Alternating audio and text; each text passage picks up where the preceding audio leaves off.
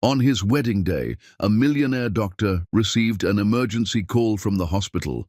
When he reached, he saw his ex holding a sick baby girl. "Hi, my beautiful family. Welcome back to Mr. Peter Stories, your own family story channel. Heavenly God, today I bow my head with deep humility and gratitude. Please wrap every woman in this family with your divine protection, gentle strength, and unbreakable peace.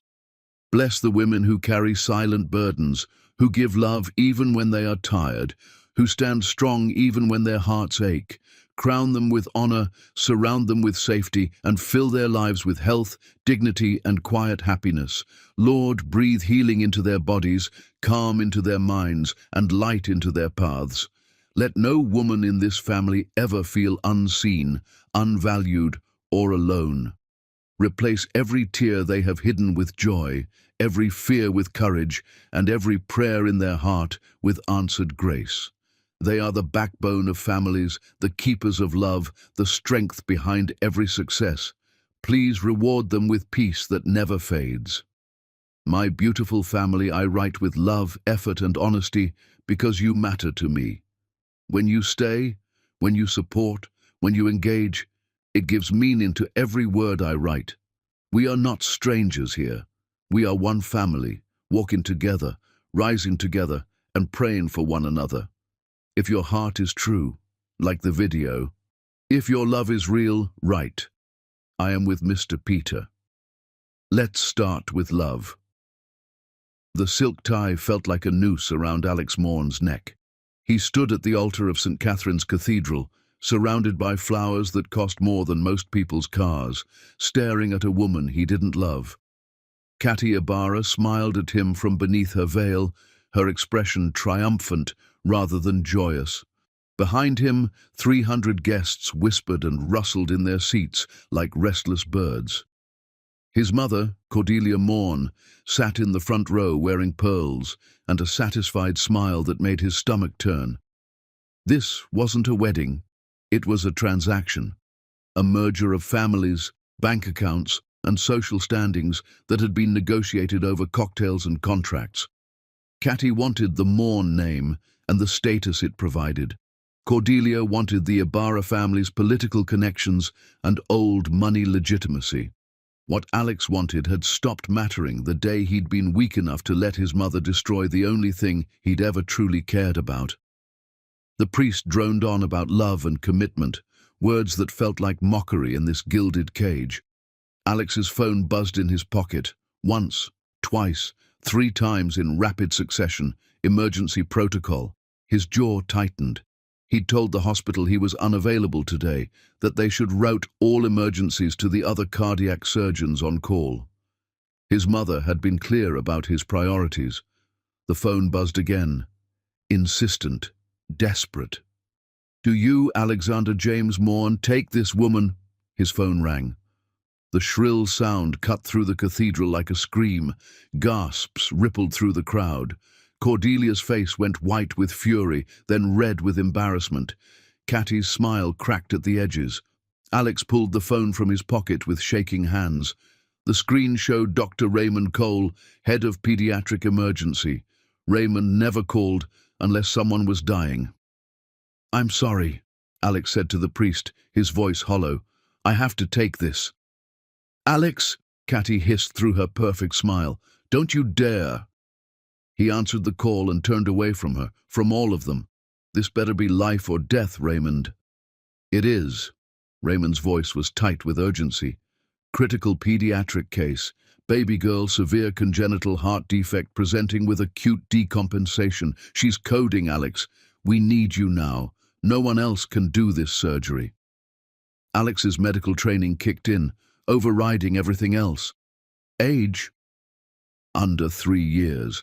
The mother says she's been stable until today. Alex, she's crashing. We're losing her." The cathedral spun around him. The flowers, the guests, the woman in white waiting at the altar, all of it blurred into irrelevance. Somewhere in his hospital, a child was dying. A baby whose heart was failing, whose mother was probably terrified, whose tiny life hung in the balance while he stood here playing dress-up in his mother's fantasy. "I'm coming," he said. "Alexander."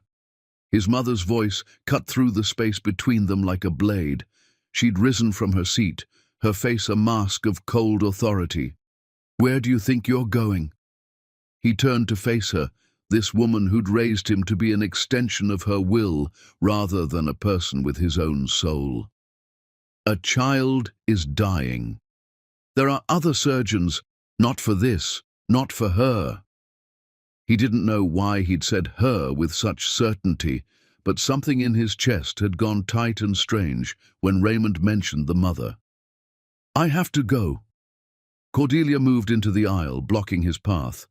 The guests had gone silent, hundreds of eyes fixed on the drama unfolding. "You walk out of this church. You walk away from this family, from everything I've built for you, from the life you were meant to have." For 3 years, those words would have stopped him. For 3 years, he'd let her threats and manipulations guide every decision, convince him that obedience was love and sacrifice was duty. For 3 years, he'd lived with the ghost of the woman he'd abandoned because his mother had threatened to destroy her family's small clinic if he didn't let her go, but a child was dying. "Then I guess I'm walking away," Alex said quietly. He signaled to his head of security who stood near the entrance. "Let me through." The man hesitated, glancing at Cordelia. She nodded sharply, not permission, but a command to stop him. 2 security guards moved to block the cathedral doors. "Stand down," Alex said, his voice carrying the authority he usually reserved for the operating room. "That's an order. You work for me, not her." The guards exchanged glances. Alex had hired them himself, paid them from his own money, not the family accounts his mother controlled. After a tense moment, they stepped aside. "If you leave," Catty called after him, her voice shrill and breaking, "don't bother coming back. I won't be humiliated like this." Alex didn't turn around. He ripped off his boutonniere as he strode down the aisle, the white rose petals scattering like snow. The heavy cathedral doors slammed shut behind him, cutting off his mother's furious voice and the shocked murmurs of society's finest. His driver had the car running before Alex reached the curb. "Hospital, fast!" The city blurred past the windows as they raced through red lights and traffic. Alex loosened his tie with one hand while pulling up the patient file Raymond had sent on his phone. The details made his blood run cold. Complete atrioventricular septal defect with severe pulmonary hypertension.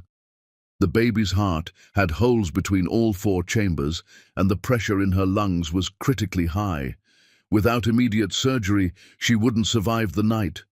But something else caught his eye in the notes. The attending physician listed on the case was Dr. Hallie Benson, pediatric cardiology. His hand froze on the phone screen. Hallie, no. It couldn't be. There had to be dozens of doctors with that name. Hallie had been a medical student when he'd known her, brilliant and passionate, but barely starting her career. She'd been accepted into a prestigious residency program across the country. He'd let her go, pushed her away, because his mother had made it clear that a black woman from a working-class family with dreams bigger than her bank account would never be welcome in the Morn world. He'd told himself he was protecting her, that she deserved better than to be chewed up by his mother's cruelty and his own cowardice. He'd blocked her number on Cordelia's orders, returned her letters unopened, and spent 3 years trying to convince himself he'd done the right thing. The car screeched to a halt outside the hospital's emergency entrance. Alex was out and running before the driver could open his door.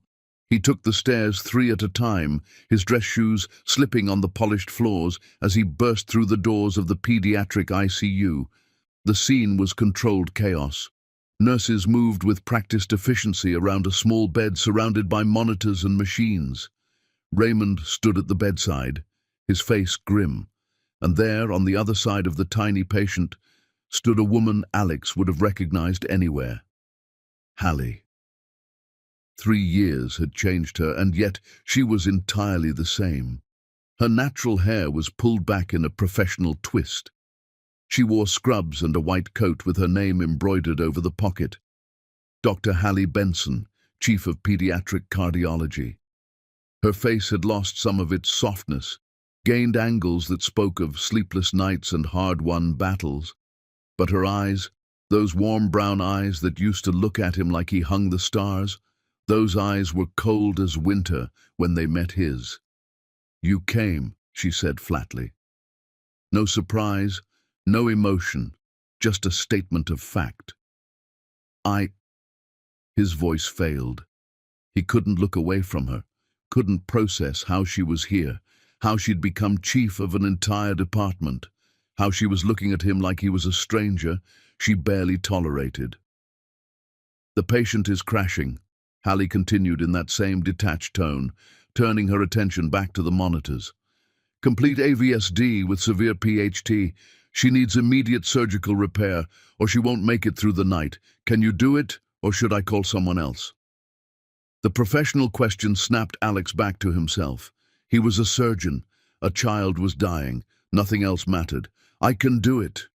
Prep OR3 and get me a full surgical team. Raymond, I need echo and cath results now." He moved to the bedside, finally looking down at his patient. The world stopped. The baby was tiny, her brown skin several shades lighter than Hallie's, but with the same warm undertones. She had Alex's nose, his exact chin. Even the small birthmark he had on his left shoulder was visible on her tiny arm where the hospital gown had slipped. Dark curls covered her head, and when her eyes fluttered open for a brief moment, glassy with fever and medication, they were the precise shade of grey-green that Alex saw every morning in the mirror. "Her name is Poet," Hallie said quietly, still not looking at him. "Poet Benson. She's 2 years and 8 months old. And before you ask, yes, Alex, she's yours." The floor tilted beneath him. His ears rang with white noise. He gripped the edge of the hospital bed to keep from falling as the truth crashed over him like a wave. He had a daughter. Hallie had been pregnant when he'd abandoned her. For nearly 3 years, this child had existed in the world, and he hadn't known. Hadn't been there for her first breath, her first smile, her first word. Hadn't held Hallie's hand through the fear and pain of pregnancy and labor. Hadn't rocked this baby through long nights or celebrated her first steps. And now, she was dying. "Alex!" Raymond's voice came from far away. "We need to move, now!" He looked up at Hallie. Her face was a mask, professional and distant, but he could see the terror beneath it. The way her hands trembled slightly, the tightness around her mouth. She was holding herself together through sheer force of will, while her daughter, their daughter, lay dying between them. "I'll save her," Alex said, the words a vow. "I swear to you, Hallie, I'll save her." "Just do your job," Hallie replied coldly. "That's all you're good for." She walked away without looking back, and Alex understood that he'd lost more than he'd ever imagined when he'd walked away 3 years ago. He'd lost this woman, this child, this life they could have built together, and now all he could do was what he did best: cut open his daughter's tiny chest and try to repair what he'd never even known was broken. But first he had to make sure she survived long enough to hate him for the father he'd never been. Chapter 2. The life he destroyed. The surgery took 6 hours. Alex's hands moved with precision born from thousands of procedures, but his mind kept fracturing. Every suture he placed in Poet's impossibly small heart made him think of all the moments he'd missed. Every beat he coaxed from her damaged chambers reminded him that this life, this precious, fragile life, had existed without him. Through the observation window above the operating room, Hallie watched. She never moved, never looked away. Her arms were wrapped around herself like she was physically holding her body together, and Alex could feel her gaze burning through his surgical mask. "Dr. Morn," His assisting surgeon said quietly, "Your hands are shaking." They were. For the first time in his career, Alex's legendary steady hands were trembling. He closed his eyes, took a breath, and forced himself back into the zone. Poet needed him to be perfect. She needed him to be the surgeon he'd trained his entire life to become, not the father who'd abandoned her before she was even born. When the final suture was placed and her tiny heart began beating in a strong, steady rhythm, Alex felt something break open in his chest. Relief and grief mixed together until he couldn't tell them apart. "She's stable," he announced to the team. "Let's close." In the observation room, Hallie's knees buckled. She caught herself on the railing, her whole body shaking with sobs she'd been holding back for hours. Alex watched her through the glass. This woman who'd carried and delivered and raised their daughter alone, and he understood the true magnitude of his cowardice. The recovery room was quiet except for the steady beep of monitors. Poet lay small and still beneath white sheets, tubes and wires connecting her to machines that kept her alive. Alex stood at the foot of her bed, still in his surgical scrubs, afraid to get any closer. The door opened. Hallie walked in, her face composed again, every emotion locked behind professional walls. "The surgery was successful," Alex said, his voice rough. "The repair looks good. If there are no complications, she should recover fully." "I read the surgical notes," Hallie replied. She moved past him to Poet's bedside and took their daughter's small hand in hers. "Thank you for saving her life." The formal gratitude felt like a slap. "Hallie." "Dr. Benson," she corrected without looking at him. "In this hospital, it's Dr. Benson." "Dr. Benson," he repeated, the name foreign on his tongue when all he wanted to say was her first name, to beg her to look at him, to explain, to apologize for everything. "I didn't know about her. I swear I didn't know." "I know you didn't." Hallie's voice was flat, matter of fact. "I tried to tell you, called your number every day for 2 weeks after I found out I was pregnant. You blocked me. I sent letters to your apartment.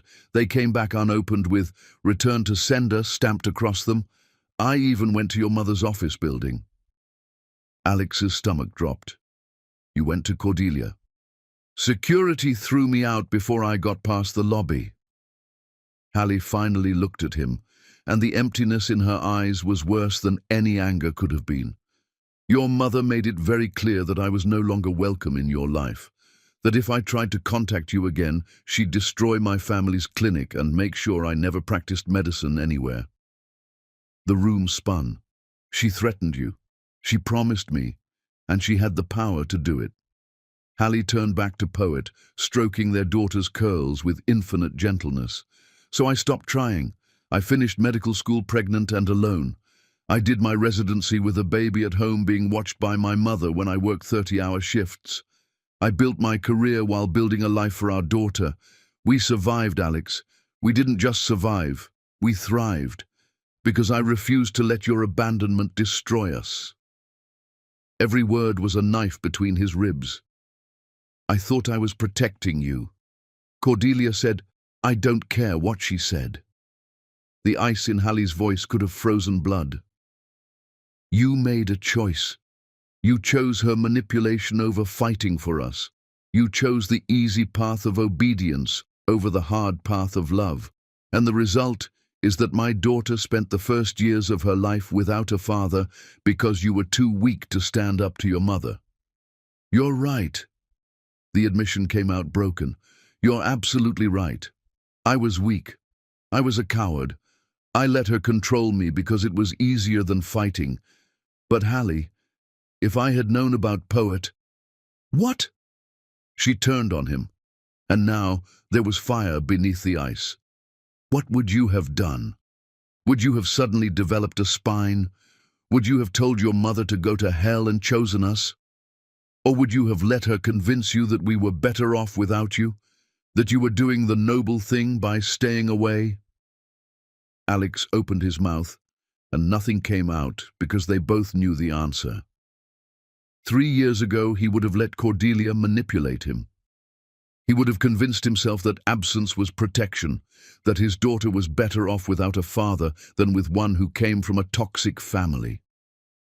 "That's what I thought," Hallie said softly. "I'm not that man anymore," Alex said desperately.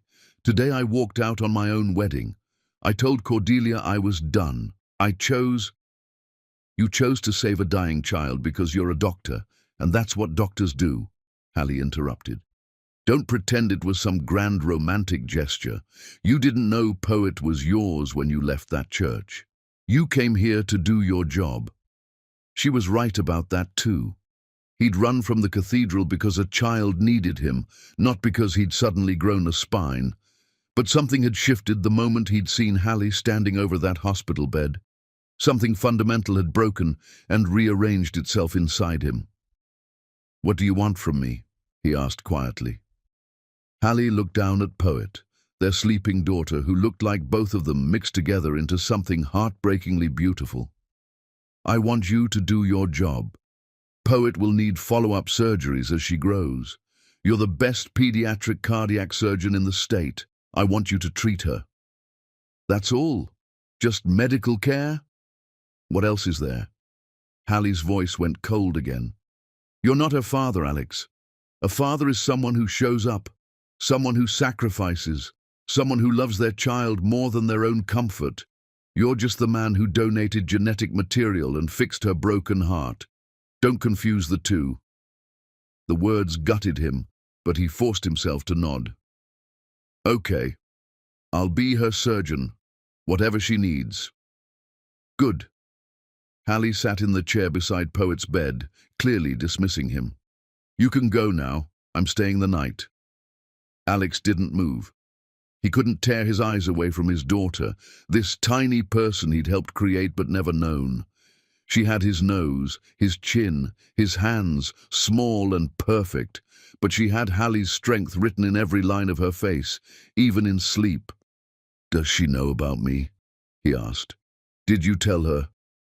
"I told her that her daddy loved her very much, but had important work to do far away," Hallie said quietly. "I told her that he made sure she was born healthy and that he thought about her every day."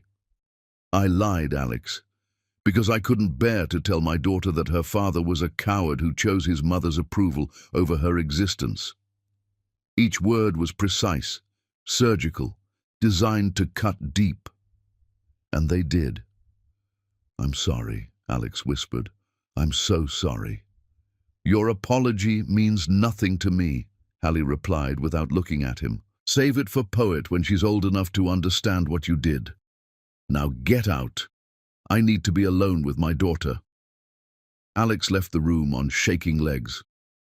In the hallway, he collapsed against the wall and let himself feel the full weight of what he'd done.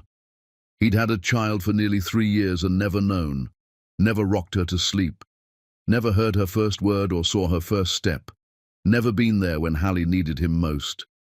His phone buzzed. 15 missed calls from Cordelia, 20 texts, each more furious than the last. The Ibarra family was threatening lawsuits. The wedding guests were scandalized. His reputation in society was ruined. Alex didn't care about any of it. He looked back through the window into Poet's room. Hallie had her head down on the edge of the hospital bed, her hand clutching their daughter's tiny fingers, her shoulders shaking with silent sobs. This was the woman he'd loved more than breathing. This was the family he'd thrown away because he'd been too afraid to fight for it. But that man was dead. The man who'd walked out of the cathedral had left more than a wedding behind. He'd left his old life, his mother's expectations, and his own weakness. He just had to figure out how to prove it to the only two people who mattered. Chapter 3. The Woman Who Rose from Ashes. 3 days after the surgery, Alex discovered exactly how far Hallie had climbed without him. He was reviewing Poet's post-operative care plan in the hospital cafeteria when Dr. Raymond Cole slid into the seat across from him. The older doctor's expression was carefully neutral, which meant he had something uncomfortable to say. "I thought you should know," Raymond began.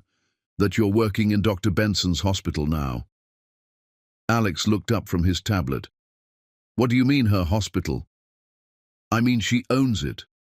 Raymond leaned back, studying Alex's face. 6 months ago, Hallie Benson purchased controlling shares of Mercy General through a private equity deal. She's not just chief of pediatric cardiology, Alex. She's the majority owner, your boss, technically. The tablet nearly slipped from Alex's hands. That's impossible. She's barely 30. How could she, by being brilliant, ruthless, and working twice as hard as everyone else? Raymond's voice held reluctant admiration. She made strategic investments during her residency, built a reputation as the best pediatric heart surgeon under 40, and leveraged both into enough capital and clout to buy this place when it was failing. She turned it around in months. Mercy General was losing money when she took over. Now, it's one of the most profitable hospitals in the state. Alex sat back, genuinely stunned. The Hallie he'd known had been ambitious, yes, but this level of success seemed impossible for someone so young. How? She's a force of nature, Raymond said simply. I've worked with a lot of doctors in my career, never seen anyone like her. She does 3 jobs at once and makes it look easy. Operates in the morning, manages hospital business in the afternoon, teaches residents in the evening, and somehow still manages to raise a kid alone. The casual mention of Poet made Alex's chest ache. She raised her without any help? Her mother helped when she could, but she passed away last year. Cancer. Raymond's expression softened.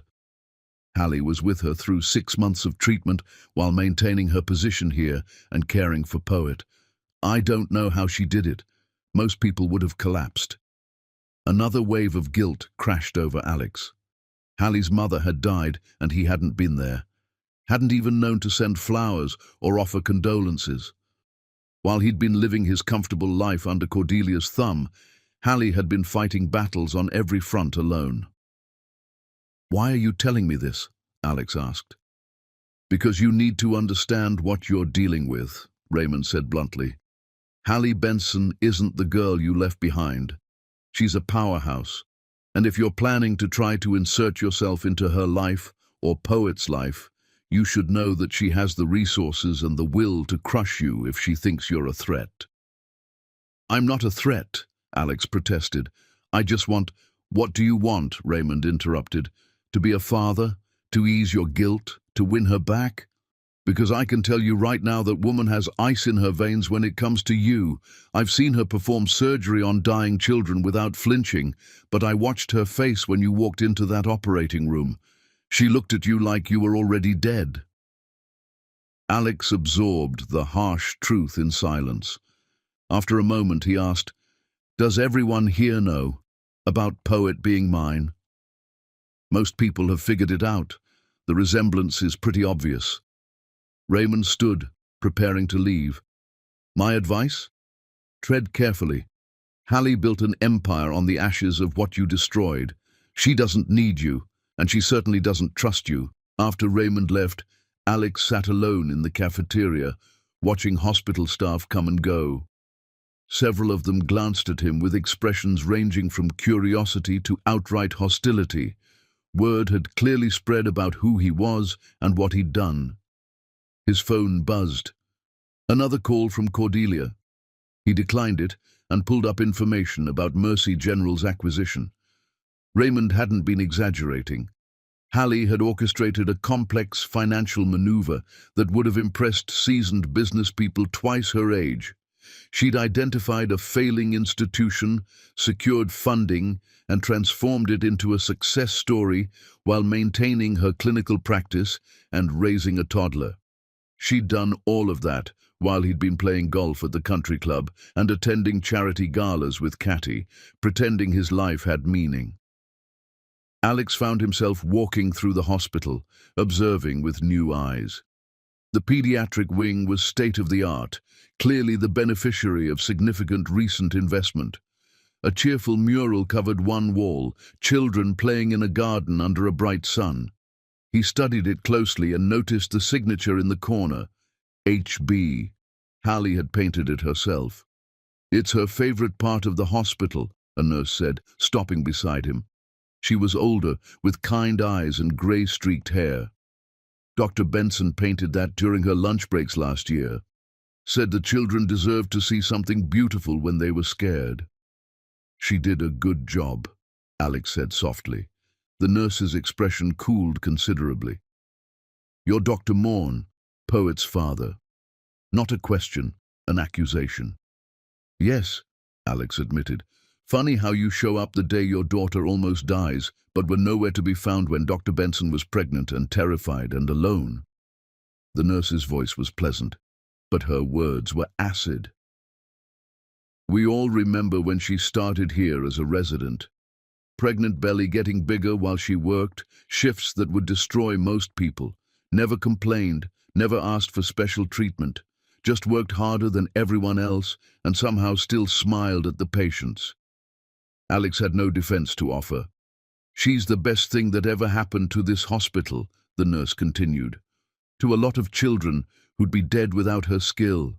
And to that beautiful little girl upstairs who worships her mother like she hung the moon. So if you're planning to waltz in here and disrupt their lives because you finally grew a conscience, you should know that every person in this building will stand between you and them." She walked away before Alex could respond, leaving him standing alone in front of the mural Hallie had painted. In the garden scene, a little girl with curly hair reached up toward butterflies.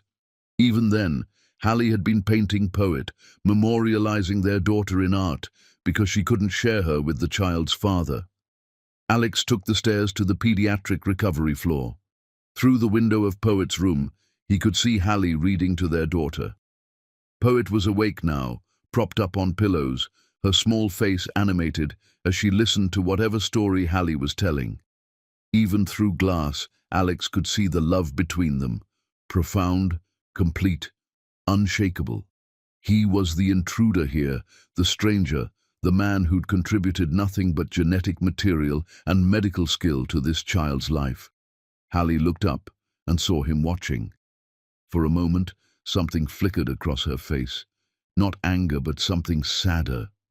Weariness, maybe, or resignation. She carefully closed the book and stood, saying something to Poet, before coming to the door.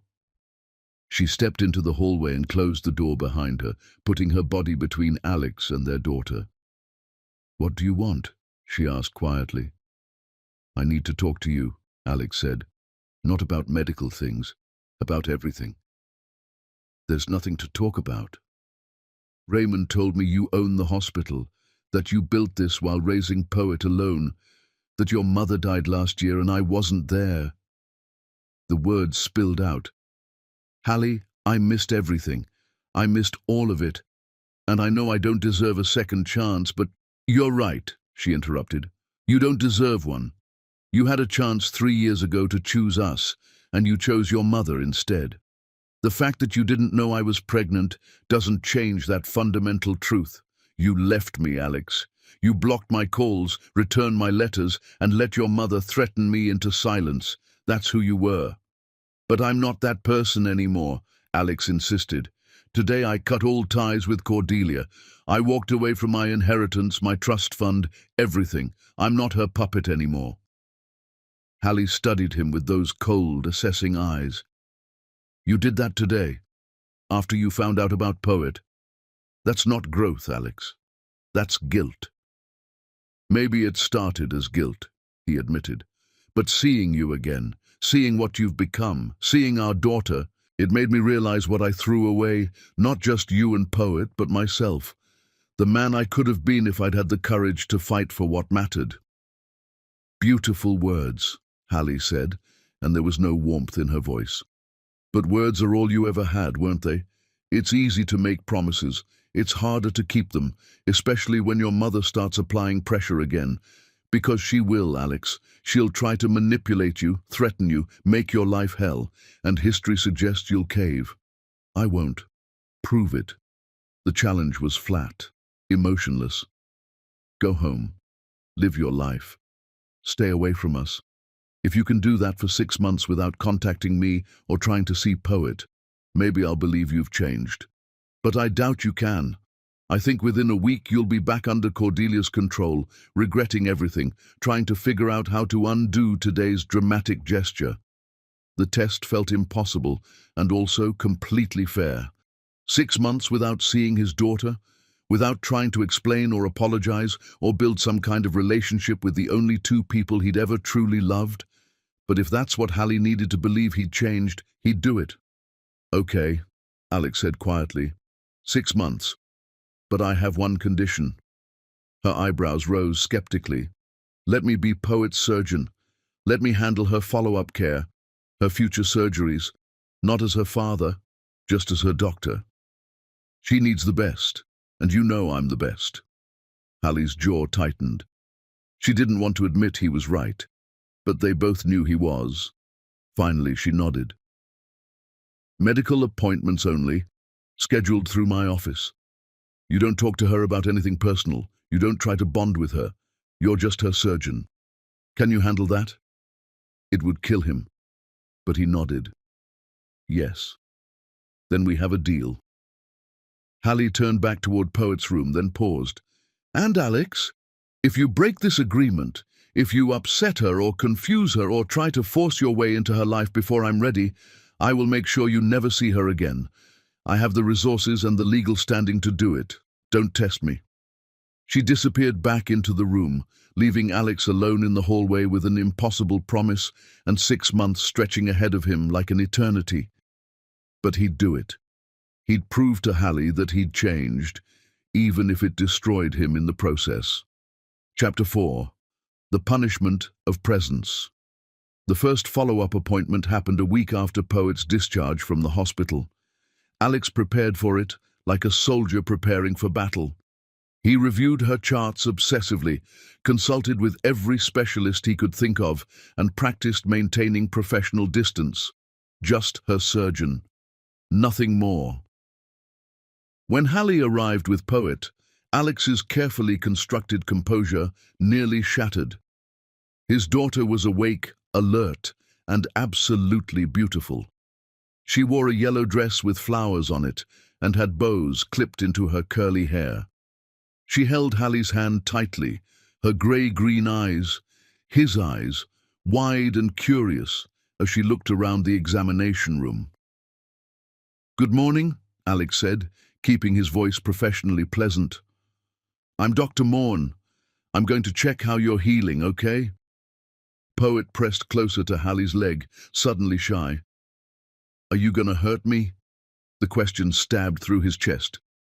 "No, sweetheart, I promise. Just gentle checking." Hallie lifted Poet onto the examination table and stood close, protective. "Dr. Morn is the doctor who fixed your heart, remember? He helped you feel better." "Oh." Poet touched her chest where the surgical incision was healing. "It doesn't hurt as much now." "That's very good," Alex said softly.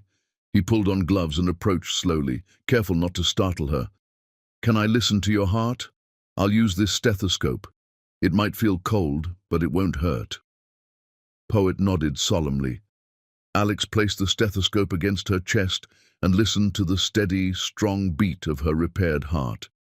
His hands shook slightly. This was his daughter, his child. Her heart was beating because of his skill, yes, but also because Hallie had carried her for 9 months, given birth to her, raised her with love despite everything. "Perfect," he announced, pulling back. "Your heart sounds wonderful." "Mama says I have a special heart," Poet said proudly, "that it works extra hard." "Your mama is exactly right." Alex glanced at Hallie, who was watching him with that same cold assessment. "You have a very special heart indeed." The examination continued. Every measurement, every test result showed excellent recovery. Poet tolerated the appointment well, growing more comfortable as it became clear Alex wasn't going to hurt her. She even smiled at him once when he made a gentle joke about her dinosaur stickers. That smile nearly broke him. When the appointment ended, Hallie bundled Poet into her coat. "Say thank you to Dr. Morn." "Thank you," Poet said dutifully. then surprised Alex by adding, "You have nice hands. They're gentle like Mama's." Alex had to swallow hard before he could respond. "Thank you. That's very kind of you to say." After they left, he sat alone in the examination room for 20 minutes, trying to compose himself. He'd been in the same room as his daughter for half an hour and hadn't been able to say any of the things screaming inside him. Couldn't tell her he was her father. Couldn't hold her or tell her stories or do any of the 1,000 things fathers were supposed to do. The punishment fit the crime. He'd abandoned them, so now he had to watch from the outside while they lived their complete, full life without him. The pattern repeated over the following weeks. Appointments every 10 days to monitor Poet's recovery. Each visit, she grew stronger, more vibrant, more absolutely perfect, and each visit destroyed Alex a little more. He learned things about his daughter in fragments. She loved books, especially stories about brave girls. Her favorite color was purple. She wanted to be a doctor like her mama when she grew up. She had nightmares sometimes about the hospital and being scared and in pain, but Hallie always knew exactly how to comfort her. Alex also learned about Hallie through observation. She was an extraordinary mother, patient but firm, loving but not indulgent. She'd built a life for Poet that was stable and warm despite the challenges. Their small apartment, which he glimpsed once when he had to make an emergency house call, was filled with books and art and photos of the two of them together at parks, museums, birthdays. There were no photos of him anywhere. He'd been completely erased from their narrative, as if he'd never existed. One afternoon, Alex finished an appointment and found Hallie waiting while Poet played with toys in the corner. Usually Hallie left immediately, but today she lingered. "I need to tell you something," she said quietly. "Cordelia has been contacting me." Alex's blood went cold. "What?" "She called my office 3 times this week, sent flowers to my house with notes about wanting to meet her granddaughter. She's being persistent." Hallie's face was tight with tension. "I've ignored everything, but I thought you should know she's not giving up." "I'll handle it," Alex said immediately. "I'll make sure she leaves you alone." "How?" Hallie challenged. "You've cut her off financially, but she still has power, social connections, political influence. If she decides to make my life difficult, she can. Then I'll make her regret it." The words came out fierce, almost violent. "I swear to you, Hallie, I won't let her touch you or Poet." Something shifted in Hallie's expression. Not trust, but maybe the faintest crack in her armor. "You sound different when you talk about her now, less afraid." "I am different." Alex held her gaze. "I know you don't believe that yet, but I'm not going back to being her puppet. Not for anything." "We'll see," Hallie said, but there was less ice in her voice than before. That evening, Alex drove to his mother's mansion for the first time since the wedding. Cordelia received him in her drawing room, dressed immaculately as always, her face a mask of cold fury. "So you finally decided to crawl back," she said. "I'm not back," Alex replied. "I'm here to tell you to leave Hallie and Poet alone. That child is my granddaughter. That child is nothing to you." His voice was hard as steel. "You threatened her mother when she was pregnant. You made sure I never knew she existed. You don't get to pretend to care now." Cordelia's eyes narrowed. "I was protecting you. That woman was trying to trap you." "Stop." Alex held up his hand. "I don't want to hear your justifications. I'm here to make something very clear. If you contact Hallie again, if you try to see Poet, if you use any of your connections to cause them problems, I will destroy you." "You?" Cordelia laughed coldly. "You have no power. I made you everything you are." "No, you didn't," Alex interrupted. "You made me a coward. I made myself a surgeon. And I have information, Mother. Years of it. Every shady deal, every threatened business partner, every time you've used your influence to hurt people who didn't deserve it. I've kept records. If you force my hand, I'll release everything to the press and watch your perfect reputation burn." The blood drained from Cordelia's face. You wouldn't dare. Try me, Alex said quietly. Stay away from my family. That's all you need to do. Otherwise you'll discover exactly how much I've learned from you about destroying people who get in my way. He left without waiting for a response, his hands shaking with adrenaline. He'd never spoken to his mother like that before. Never threatened her or stood up to her manipulation with such finality. It felt like freedom. The next appointment with Poet. Hallie pulled him aside before they left. She hasn't contacted me again, she said. Whatever you did, it worked. Good, Alex replied. Hallie studied his face for a long moment. You really have changed, haven't you? I'm trying to, he admitted. Every day I'm trying to be the man I should have been 3 years ago. Don't do it for me, Hallie said softly. If you're changing, do it for yourself. And for her. She glanced at Poet, who was drawing a picture with crayons in the corner. She deserves better than a father who only showed up out of guilt. I know, Alex said, but guilt was the beginning. What I feel now is so much bigger than that. Hallie didn't respond, but as she gathered Poet and prepared to leave, she paused at the door. Next appointment is in 2 weeks, same time. I'll be here, Alex promised. I know you will, Hallie said, and for the first time, it didn't sound like an accusation. Chapter 5. The Mother Who Never Stopped Fighting. 3 months into their agreement, Cordelia made her move. It started with a legal letter delivered to Hallie's hospital office. Alex found out when his phone exploded with calls from Hallie, each one increasingly panicked. He was in surgery when they came through, but the moment he finished, he called her back. She's suing me for grandparent rights, Hallie said without preamble. Her voice was tight with barely controlled fury. Your mother filed a lawsuit claiming I'm preventing her from having a relationship with Poet. She's painting herself as a loving grandmother being cruelly denied access to her grandchild. Alex was already grabbing his keys, heading for the parking garage. I'm coming to you. Where are you? My office. But Alex, this is serious. She has lawyers, resources. So do we, Alex cut in. Where's Poet? With a friend. I didn't want her to see me like this. Hallie's voice cracked slightly. I can't believe she's doing this. After everything, she's actually trying to take legal action. I'll be there in 10 minutes, Alex promised. Don't panic. We'll handle this together. The word together hung in the air for a moment before Hallie responded. Okay, hurry. When Alex arrived at Hallie's office, she was pacing behind her desk, the legal documents spread across the surface. She'd been crying, her eyes were red and swollen, but she'd pulled herself together into that armor of professional competence she wore so well. Let me see, Alex said, reaching for the papers. He read through them quickly, his anger building with every paragraph.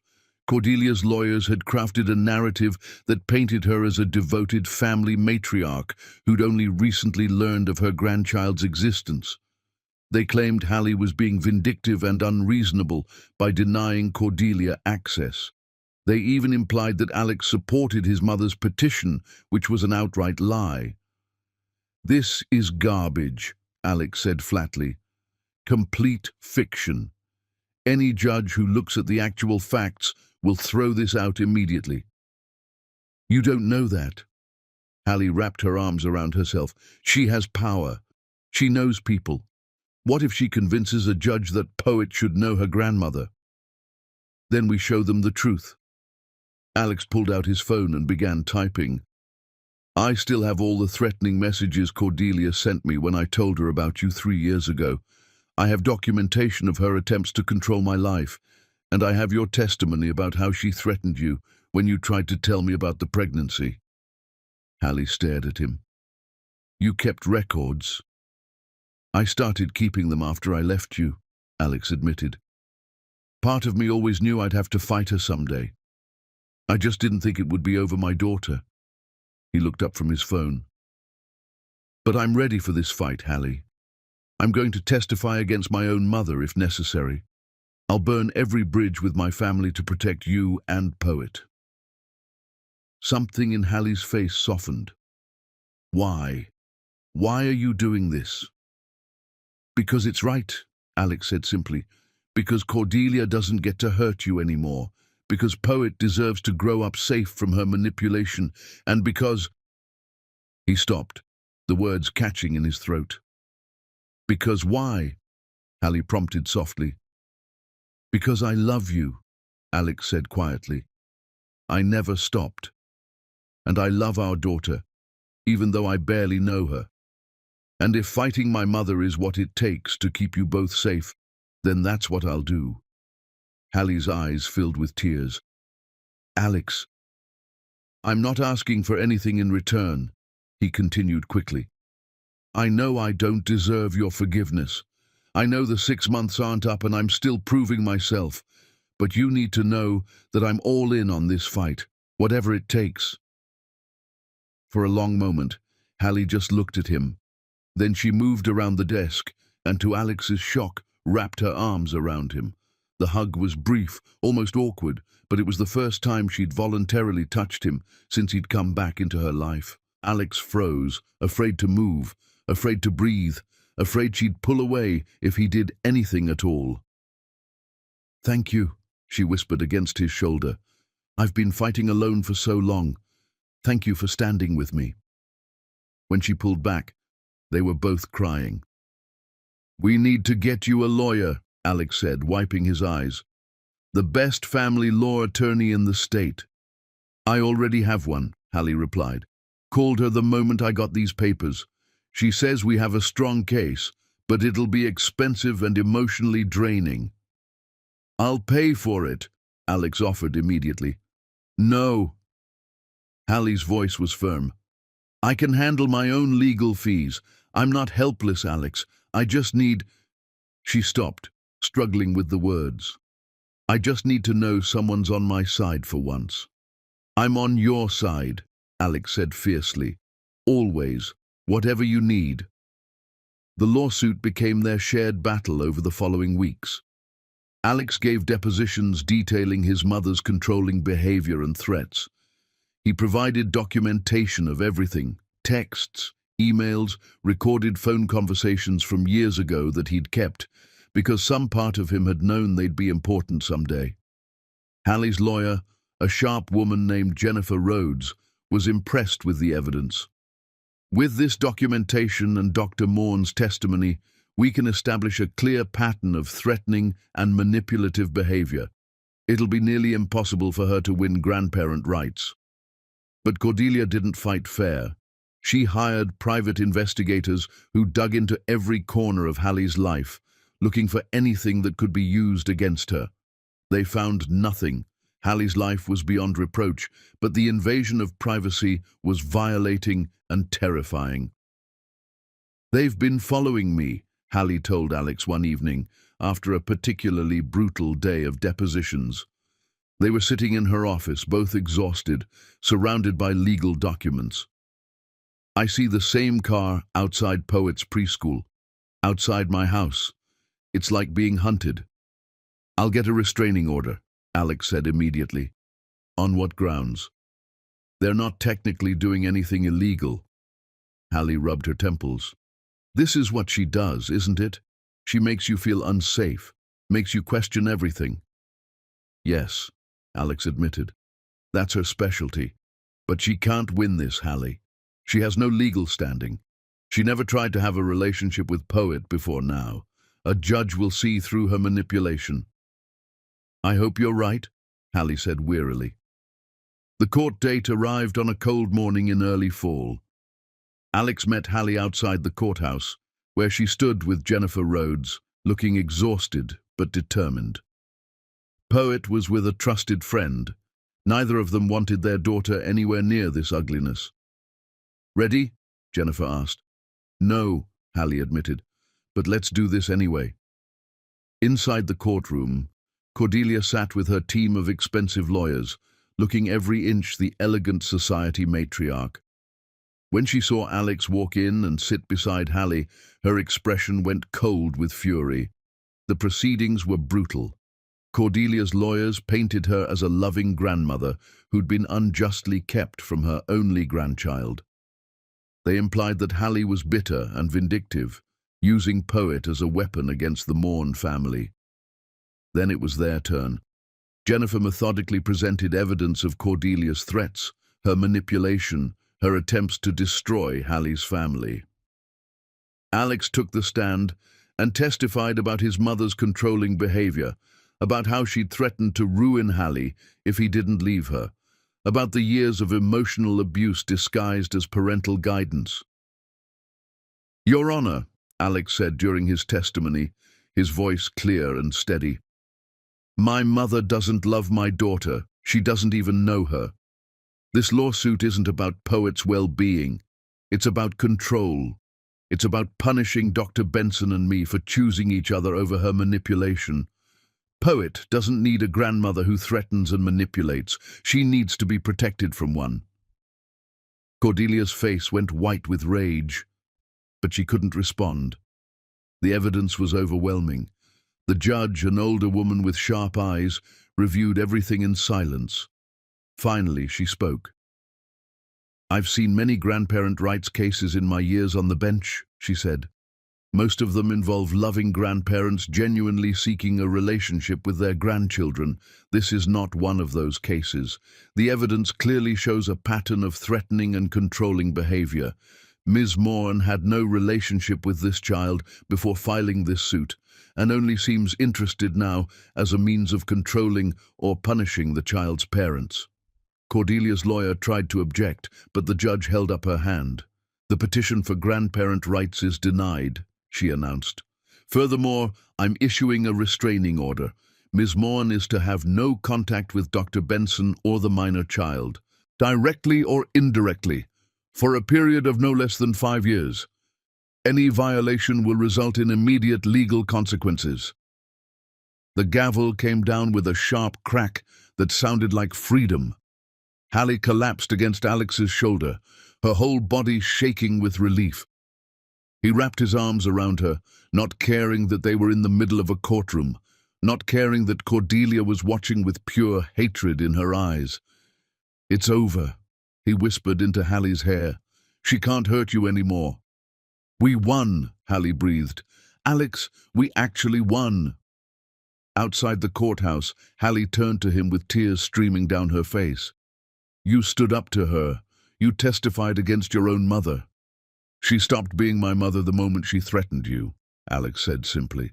"What about your family, your inheritance, everything she controls?" "I don't care." And Alex realized he truly didn't. "I'd give up everything 1,000 times over to keep you and Poet safe." Hallie searched his face for a long moment. Then she did something that shocked him to his core. She reached up and kissed his cheek, soft and brief, but deliberate. "Thank you," she whispered, "for fighting for us."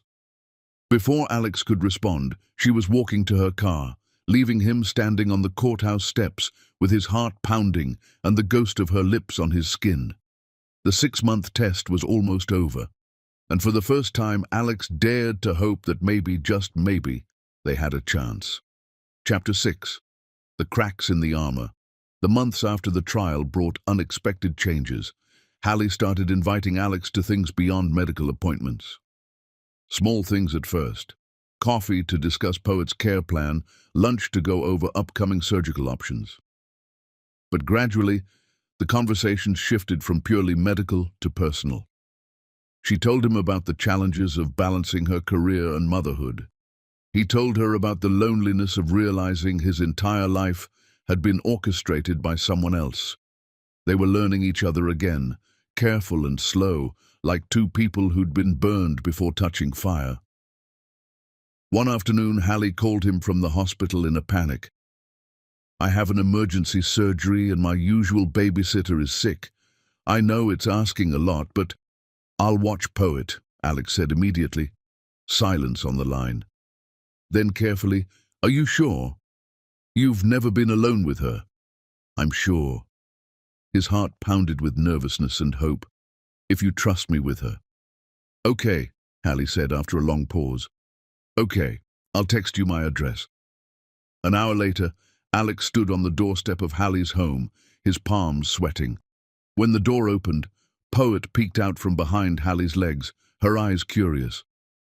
"Hi, Dr. Morn," she said shyly. "Hi, Poet." Alex knelt down to her level. "Your mama has to go help another kid who's sick, so I'm going to hang out with you for a while. Is that okay?" Poet considered this seriously, then nodded. "Do you know how to make grilled cheese?" "I can learn," Alex promised. Hallie kissed Poet's forehead and gave Alex a long, meaningful look. "Call me if you need anything. I should be back in a few hours." Then she was gone, and Alex was alone with his daughter for the first time in his life. The first hour was awkward. Poet was polite but reserved, treating Alex like a friendly stranger rather than someone she could truly relax around. They made grilled cheese together.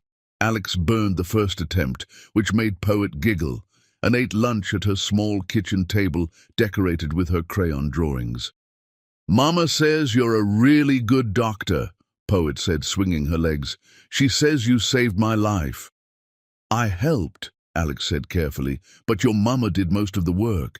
She's the one who takes care of you every day." "Mama takes care of everything," Poet agreed, "but sometimes she's sad. I hear her crying at night sometimes." The admission hit Alex like a punch to the gut. "She does," Poet nodded solemnly. "I think she misses someone. Maybe my daddy. She told me he had to go away, but she still loves him." Alex had to look away to hide the tears suddenly burning in his eyes. "I'm sure he loves her too, very much." After lunch, Poet showed him her room. It was small, but filled with love. Bookshelves overflowing with stories, a wall covered in her artwork, a worn, stuffed rabbit on her bed that she introduced as Mr. Hoppy. She pulled out her favorite books and asked Alex to read to her. They settled on the couch together, Poet curled up against his side in a way that felt both natural and miraculous. Alex opened the first book, a story about a brave little girl who saved her village, and began to read. Halfway through the second book, Poet interrupted him. "You smell nice, like Mama's favorite soap." "Thank you," Alex said, his voice rough with emotion. "And you have a nice voice for reading. It's deep and safe-sounding." "Safe-sounding?" "Yeah," Poet yawned, snuggling closer. "Like when Mama reads to me before bed and I know everything's okay." Alex kept reading even as his vision blurred with tears. By the fourth book, Poet had fallen asleep against his chest, her small hand curled into his shirt. He sat frozen, afraid to move, afraid to disturb this perfect moment. This was his daughter. This beautiful, smart, kind little person was half him and half Hallie, and he'd missed nearly 3 years of her life. But he was here now. He was holding her while she slept, feeling her tiny heartbeat against his chest, breathing in the scent of her shampoo. When Hallie came home, she found them like that. Alex on the couch with Poet asleep in his arms, surrounded by picture books. She stopped in the doorway, her expression unreadable. "Hey," Alex whispered. "Surgery go okay?" "Yes." Hallie didn't move. "How was she?" "Perfect. We made lunch, read some books, and she fell asleep about an hour ago. I didn't want to move her." Hallie crossed to the couch and looked down at them. Something shifted in her face, something that looked almost like grief. "She looks comfortable with you." "She told me about her stuffed rabbit," Alex said softly, "and about how you cry sometimes at night." Hallie's breath caught. She wasn't supposed to know about that. "Kids are perceptive."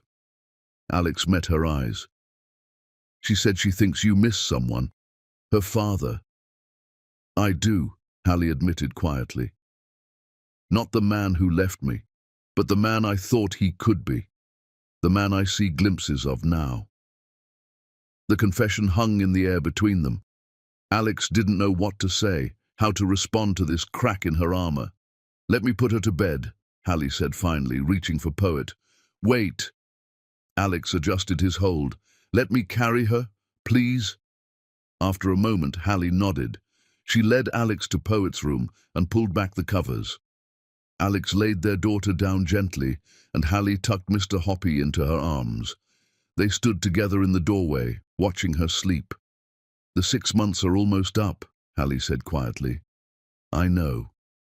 You kept your word. You stayed away except for medical appointments and when I asked for help. You fought Cordelia. You've been consistent and present and—" She trailed off.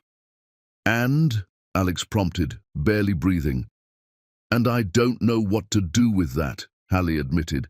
"Part of me wants to keep the walls up forever, to protect myself and Poet from being hurt again. But another part—" She stopped, her voice catching. "What does the other part want?" Alex asked softly. Hallie turned to look at him, and for the first time since he'd come back into her life, her eyes weren't cold. They were warm and scared and full of the same hope that was burning in his chest. "The other part wants to forgive you," she whispered. "Wants to believe that people can change, that you've really become the man I needed you to be 3 years ago." "I have," Alex said urgently. "Hallie, I swear, don't." She held up her hand. "Don't make promises. Just keep showing up. Keep being this version of yourself. Let me see that it's real and lasting, not just guilt or temporary growth." "Okay," Alex agreed. "I can do that." They walked to the door together. Before he left, Hallie touched his arm, stopping him. "Thank you for today," she said. "For taking care of her, for being gentle with her." "Thank you for trusting me with her," Alex replied. "I'm trying to trust you," Hallie corrected. "That's all I can promise right now, that I'm trying." After he left, Alex sat in his car for 20 minutes, replaying the evening. Poet falling asleep against him. Hallie's admission that she wanted to forgive him. The tentative hope growing between them like a fragile new shoot, breaking through frozen ground. He was still a long way from earning back what he'd lost, but for the first time, the path forward seemed possible. Chapter 7. The moments that matter spring brought warmth and small miracles. Alex had been helping Hallie with Poet for 3 months now, slowly building a relationship with his daughter. She called him Dr. Alex still, not Daddy, but she lit up when she saw him. She saved her drawings to show him. She asked him to read specific books because she liked his safe-sounding voice. One Saturday, Hallie called. "I have a work emergency. Would you be able to take Poet for the afternoon? There's a festival in the park she's been wanting to go to." "Of course," Alex said immediately. "I'd love to." "Okay." A pause. "She knows you're her father now, Alex. I told her last week." The world stopped. "You did?" "She was asking questions about why you looked like her, why you came around so much. I couldn't keep lying." Hallie's voice was tight with emotion. "She took it well. Better than I expected. But she might ask you things today. Hard things. Are you ready for that?" "Yes," Alex said, though his heart was pounding. "I'm ready." When he picked Poet up, she ran to him and wrapped her arms around his legs, the first time she had hugged him voluntarily. "Daddy!" The word nearly brought Alex to his knees. He knelt down and pulled her into his arms, this tiny person who was his whole world. "Hi, baby girl." "Mama told me you're my real daddy," Poet said seriously. "Not just my doctor." "That's right," Alex managed to say past the lump in his throat. "Where were you before?" The question was innocent, curious, not accusatory. "Mama said you had to work far away." Alex glanced at Hallie, who nodded slightly. Permission to be honest, in age-appropriate ways. "I made a mistake," Alex told Poet gently. "I wasn't here when you were born because I didn't know about you, and when I found out I had to spend a long time learning how to be a good daddy. But I'm here now, and I'm never leaving again." "Promise?" Poet asked, her grey-green eyes, his eyes, searching his face. "Promise," Alex said firmly. "Okay." Poet seemed satisfied with this. "Can we go to the festival now? They have face painting." At the festival, Poet held Alex's hand tightly as they walked through crowds of families. She pointed out things she wanted to do: the bounce house, the petting zoo, the craft table. Alex did everything she asked, his heart overflowing with a joy so profound it was almost painful. They got their faces painted. Poet chose a butterfly. Alex let her pick a tiger for him. They ate cotton candy that turned their tongues blue. They played games and won a stuffed unicorn that Poet immediately named Princess Sparkle. "This is the best day ever," Poet announced, her face sticky with sugar. "For me too," Alex said honestly. As the afternoon wore on, they found a quiet spot under a tree to rest. Poet climbed into Alex's lap without hesitation, something she'd never done before. She was getting comfortable with him, accepting him as a permanent presence in her life. "Daddy?" she asked softly. "Yes." "Do you love Mama?" The question caught Alex off guard. "Yes, very much. Why do you ask?" "Because Mama loves you too," Poet said matter-of-factly. "She told Aunt Jennifer on the phone. She said she was trying not to, but she couldn't help it." Alex's heart stopped. "She said that?" "Uh-huh." Poet yawned, tired from the day's excitement. "I think it would be nice if you lived with us. Then you could read me bedtime stories every night instead of just sometimes." "I would love that," Alex whispered, "but that's up to your mama." "I'll tell her I want you to," Poet decided. "She always listens to what I want." They spent another hour at the festival before heading back. When Alex returned Poet to Hallie, their daughter was half asleep, clutching her new unicorn. "Did you have fun?" Hallie asked, taking Poet into her arms. "The best day," Poet mumbled sleepily. "Daddy said he loves you." Hallie's eyes snapped to Alex's face. He felt his cheeks burn but didn't look away. "She asked," he explained quietly. "I couldn't lie to her." "No," Hallie agreed softly. "You couldn't." After putting Poet to bed, Hallie returned to the living room where Alex waited. She sat beside him on the couch, close but not touching. "She's getting attached to you," Hallie said. "Is that a problem?" "I don't know." Hallie twisted her hands together. "If you leave again, if you decide this is too hard or not what you want, that won't happen," Alex interrupted firmly. "You can't know that—" "Hallie!" Alex turned to face her fully. "I'm not going anywhere. Not in a month, not in a year, not in 50 years. I've spent almost a year proving that to you. What else do I need to do?" "Nothing," she admitted, her voice breaking. "You've done everything right. You've been patient and consistent and kind. You've stood up to your mother. You've changed your entire life. You've become the man I always knew you could be." "Then what's stopping you from letting me in?" Alex asked desperately. "I love you. I love Poet. I want to be a family with you both. What else do you need from me?" "I need to stop being afraid," Hallie whispered, tears spilling down her cheeks. "I need to believe that this is real and permanent, that you won't wake up one day and realize you've made a mistake, that I won't give you my whole heart again just to watch you walk away." Alex reached for her hands, and this time she let him take them. "I walked away once because I was weak and scared and controlled by someone else. I'm none of those things now. You made me strong, Hallie. You and Poet. The love I have for you both is the realest thing I've ever felt." "I want to believe you," she sobbed. "Then believe me," Alex said, pulling her close. "I'm right here. I'm not going anywhere. Just let me love you." Hallie collapsed against his chest, crying years of pain and fear and hope into his shirt. Alex held her, stroking her hair, whispering reassurances. They stayed like that for a long time, two people who'd been broken by his mistakes slowly finding their way back to each other. When Hallie finally pulled back, her eyes were red, but clearer than he'd seen them in months. "I'm terrified." "Me too," Alex admitted. "But we can be terrified together." She laughed wetly. "That's not very romantic." "It's honest." He cupped her face gently. "I don't have pretty words or grand gestures. All I have is the truth. I love you. I'm here.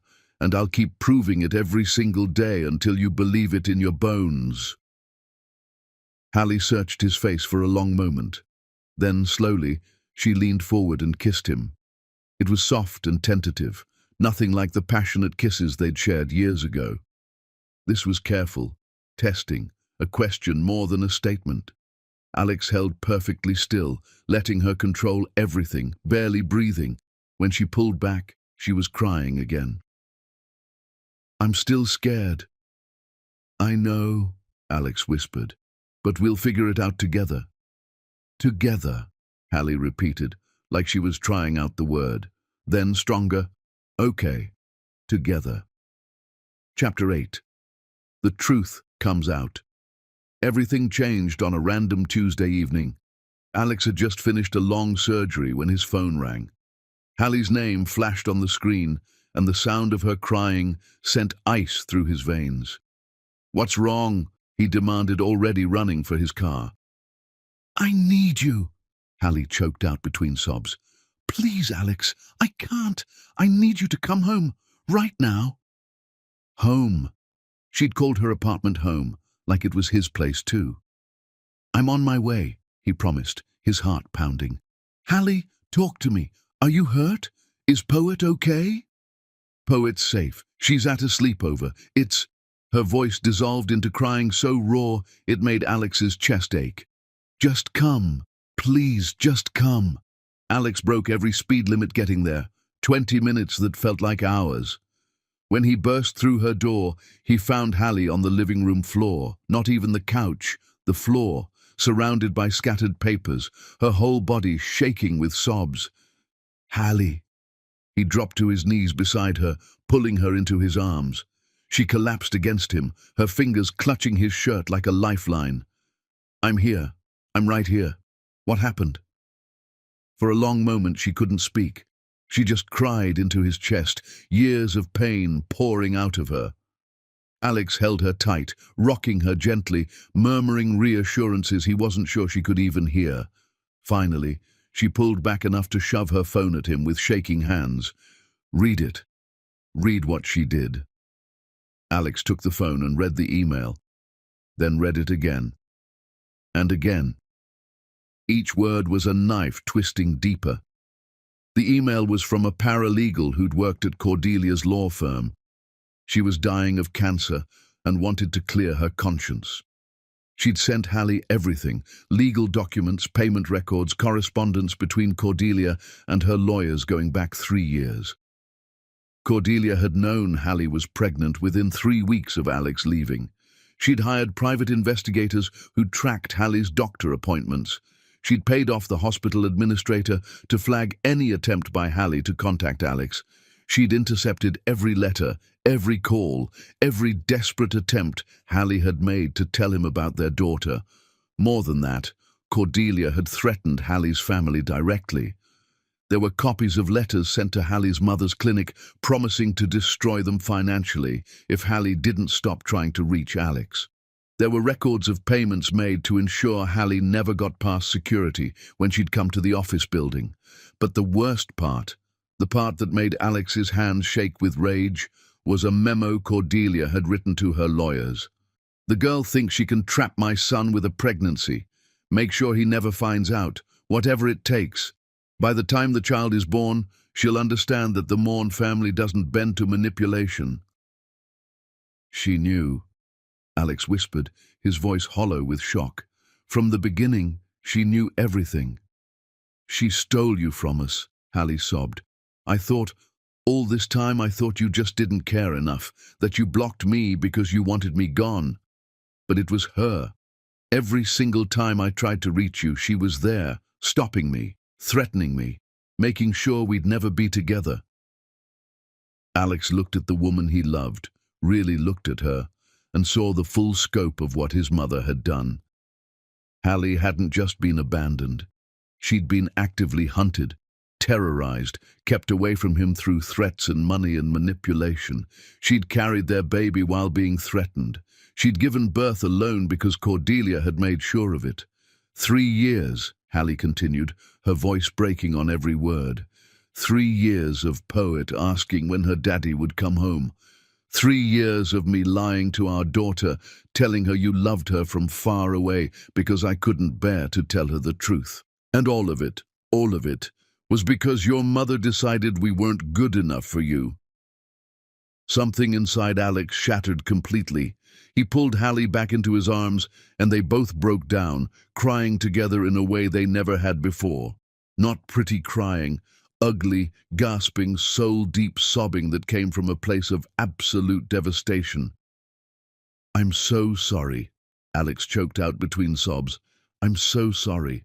If I had been stronger from the start, if I had fought her, if I had just—" "No," Hallie interrupted fiercely, pulling back to grip his face in her hands. "No, you were her victim too. I see that now. You were raised by a monster who taught you that obedience was love and control was care. You couldn't fight what you didn't understand was wrong."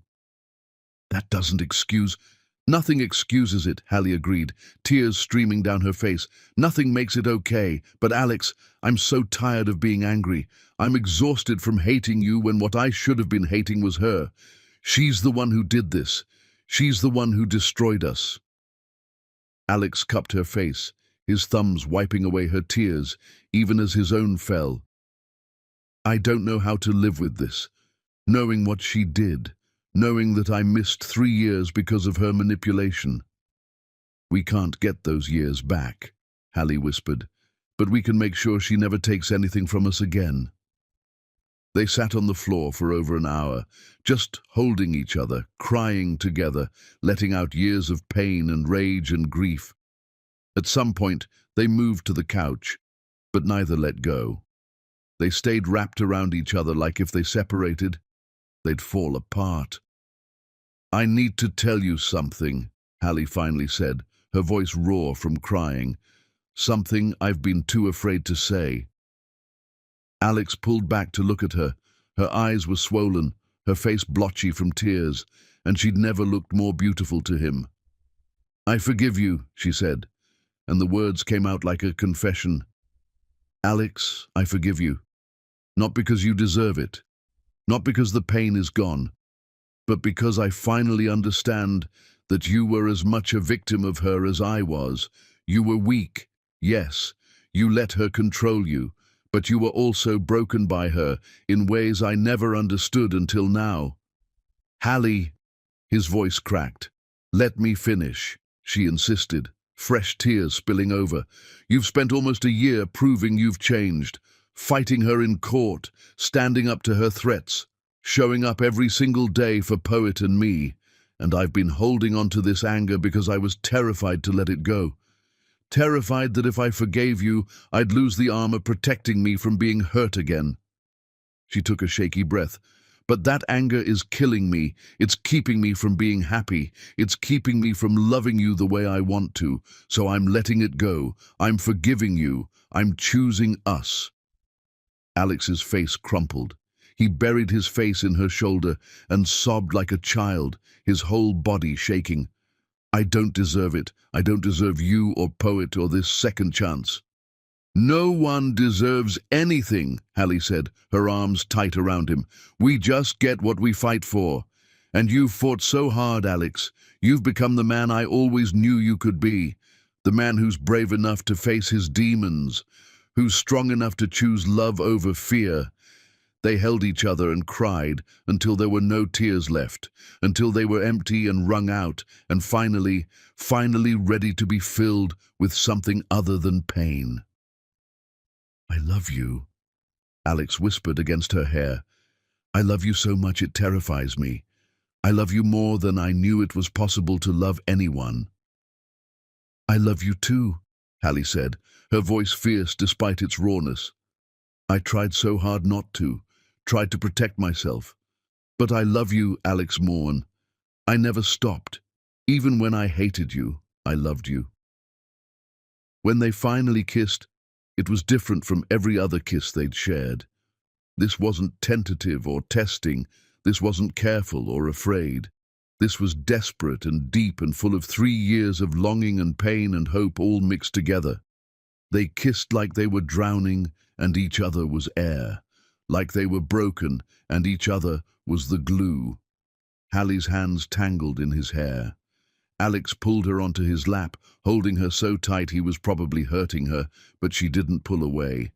They kissed until their lips were swollen, until they were breathless, until the pain in their chests transformed into something that felt almost like healing. "Stay tonight," Hallie said, when they finally broke apart, both gasping. "Not in the guest room, with me, in my bed. I need you close." "Are you sure?" Alex's voice was wrecked. "I've never been more sure of anything." Hallie took his face in her hands. "I'm done being afraid. I'm done holding back. I want you, Alex. I want us. I want everything we should have had 3 years ago." That night, they didn't make love. It still felt too soon for that final step. But they held each other in Hallie's bed, wrapped so tightly together they couldn't tell where one ended and the other began. They talked about everything: the years they'd lost, the life they wanted to build, the family they were becoming. "What do we do about Cordelia?" Hallie asked in the darkness, her head on Alex's chest, his hand stroking her hair. "Nothing," Alex said. "We don't give her any more of our time or energy. She's already lost everything that matters. She lost a son. She lost a granddaughter. She'll grow old alone, knowing that her cruelty cost her everything. That's punishment enough." "You really think so?" "I know so." Alex kissed her forehead. "The best revenge is living well, being happy, building the life she tried to destroy. We do that, and she becomes irrelevant." Hallie was quiet for a long moment. Then, "I want to be a family, not just you visiting, not just slowly integrating. I want you here, in this apartment, in our lives, completely and fully. I want Poet to wake up every morning with both her parents under the same roof. I want to fall asleep like this every night. I want everything, Alex. Right now." Alex's heart felt too big for his chest. "You're sure? You're really sure?" "Completely." Hallie tilted her head up to look at him in the darkness. "I'm terrified, yes. But I'm more terrified of wasting another day being afraid when we could be happy. Life's too short. We've already lost too much time." "Then I'm moving in," Alex said, his voice thick with emotion. "Tomorrow, I'll start bringing my things, and I'll spend every single day for the rest of my life making sure you never regret trusting me again." They kissed again, softer this time, a promise rather than a plea. In the morning, Hallie woke pressed against Alex's chest, his arms wrapped around her protectively, his heartbeat steady beneath her ear. For the first time in 3 years, she felt completely safe, completely whole. When Poet came home from her sleepover that afternoon, she found Alex making pancakes in their kitchen, Hallie laughing at something he'd said, the two of them moving around each other with an ease that looked like they'd been doing this forever. Poet stopped in the doorway, her eyes wide. "Daddy?" Alex turned, spatula in hand, and smiled. "Hi, baby girl. You're here." She dropped her overnight bag and ran to him. Alex scooped her up, pancake batter and all. "Are you having breakfast with us?" "Better than that," Alex said, looking at Hallie for confirmation. She nodded, her eyes bright with happy tears. "I'm staying, for good, if that's okay with you." Poet pulled back to look at him with those serious grey-green eyes. "You mean like living here, with me and Mama?" "Exactly like that." "Forever and ever?" "Forever and ever," Alex promised. Poet squealed and threw her arms around his neck. Then she reached out for Hallie, who came close enough for their daughter to pull them both into a 3-way hug. "We're a family," Poet said happily. "A real family." "We always were," Hallie said, meeting Alex's eyes over their daughter's head. "We just had to find our way back to each other." That night, after Poet was tucked into bed, with both parents reading to her, one on each side, Alex and Hallie stood in the doorway of her room, watching her sleep.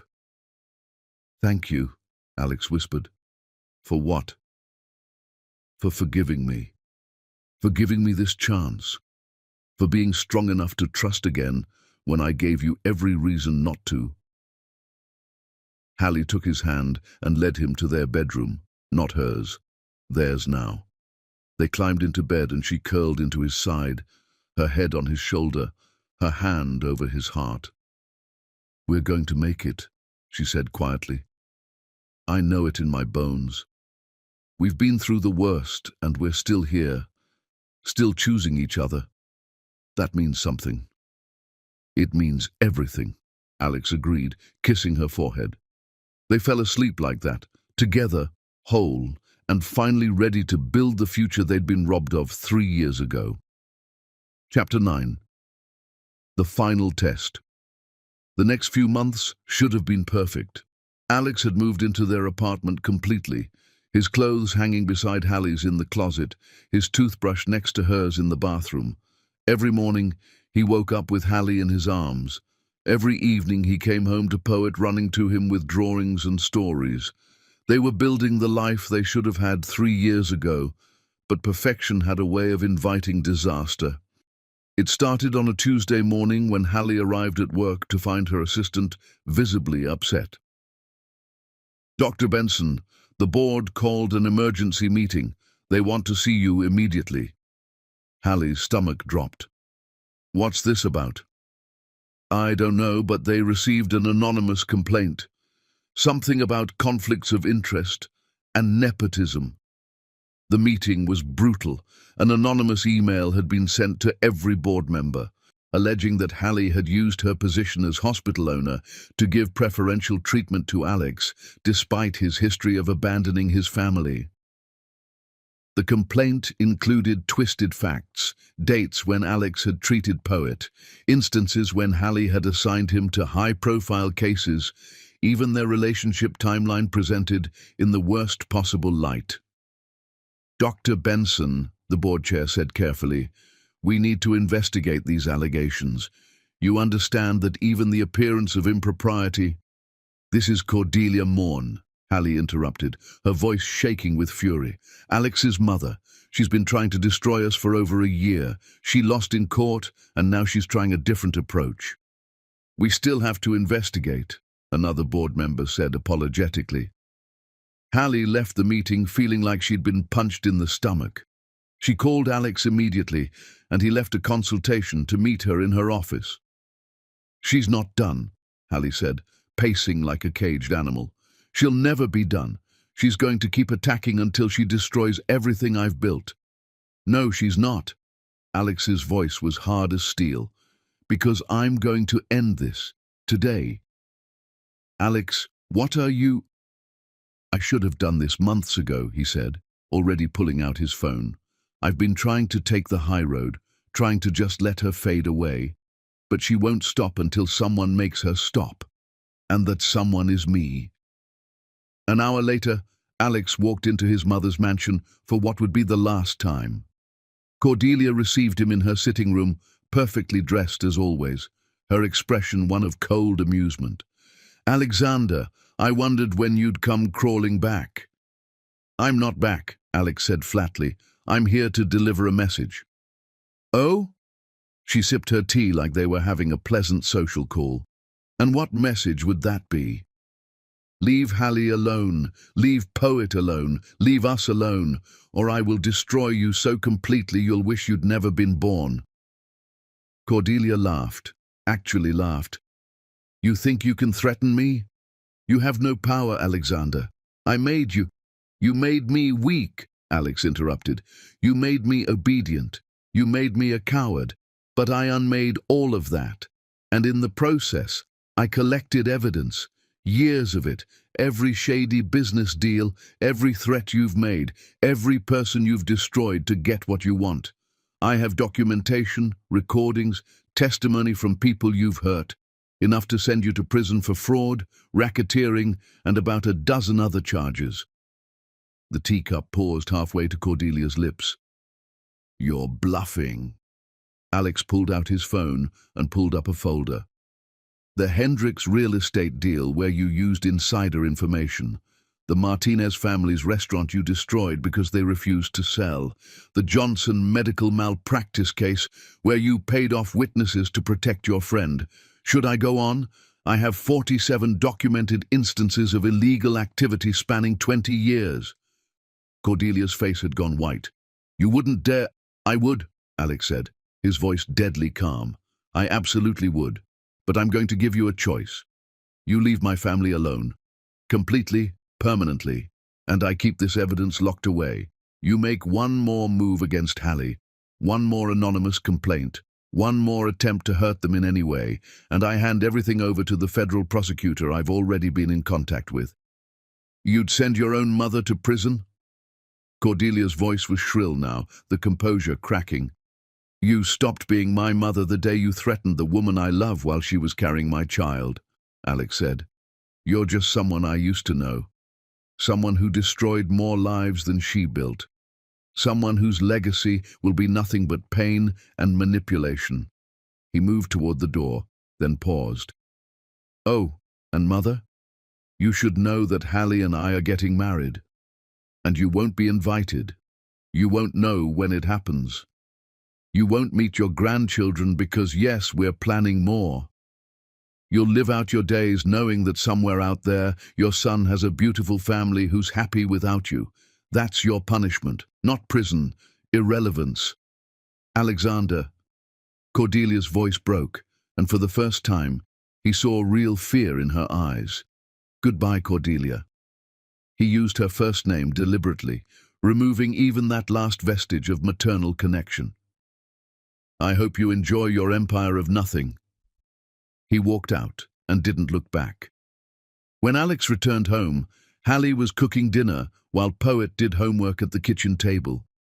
This scene, this simple, domestic, perfect scene, was everything his mother had tried to steal from him. How did it go? Hallie asked quietly. It's over, Alex said. She won't bother us again. How can you be sure? Alex wrapped his arms around her from behind, resting his chin on her shoulder. Because I finally spoke her language. Power and consequences. She knows now that coming after us costs her everything. That night, after Poet was asleep, Hallie and Alex sat on their balcony under the stars. She'd been quiet all evening, processing. You threatened your mother for me, she finally said. For us, Alex corrected. For our family. For the life we're building. Are you okay with burning that bridge completely? Alex thought about it honestly. I'm more than okay. That bridge was made of poison. Burning it doesn't hurt. It heals. Hallie turned to face him, her eyes searching his face in the dim light. I want to tell you something.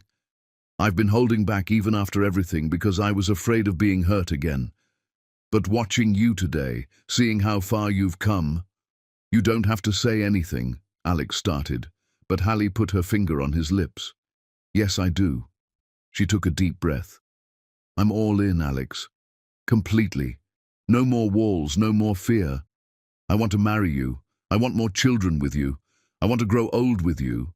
And I'm not afraid anymore because I know in my bones that you're never leaving us again. Alex's eyes filled with tears.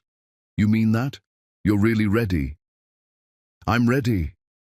Hallie smiled through her own tears. Ask me, right now. No ring, no planning, just ask me. Alex slid off the chair and onto one knee. His hands shook as he took hers.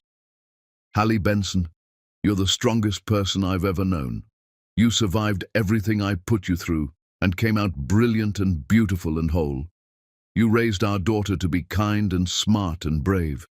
You built an empire while I was too weak to build anything but walls. I don't deserve you, but I promise to spend every day of my life trying to. Will you marry me?